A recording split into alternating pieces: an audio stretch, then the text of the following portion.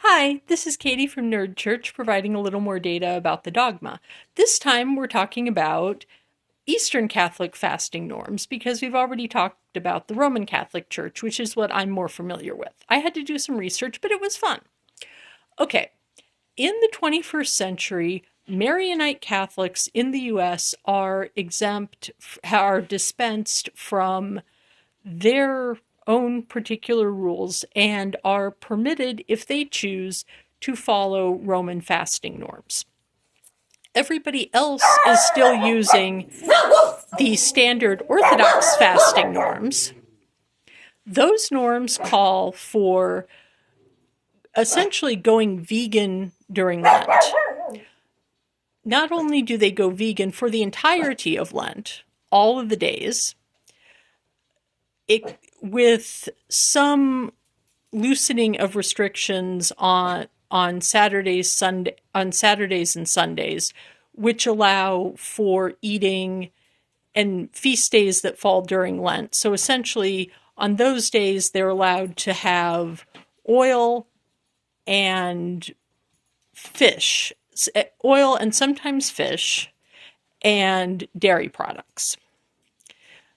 Otherwise, no meat, and they define meat as anything with a vertebra.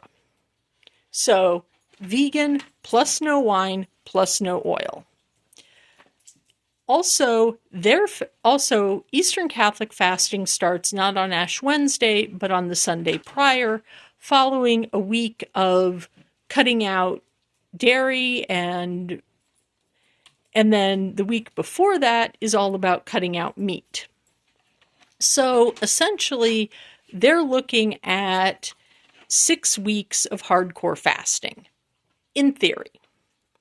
That's not how it shakes out. That's not always how it shakes out in practice, because it's generally understood in the Eastern Catholic churches that each individual will adjust their fasting norms, will adjust the official fasting norms with the help of their priest and with the guidance of their community, ideally, to come up with something that is doable for them, because obviously that degree of fasting is really only achievable for young, healthy people, especially since part of it is fasting from midnight to noon every day. So no food, only water or medicine. So, Eastern Catholics are still going to be really hangry, because all Catholics are going to be really hangry on Fridays. They might be a little bit hangry, all week. But you know what?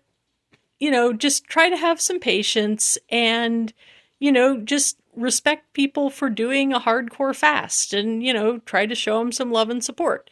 And that goes for my, Roman Catholic brothers and sisters too, because I know we have a tendency to hear about their fasting rules and go, thank God I'm not Orthodox. And that's not cool.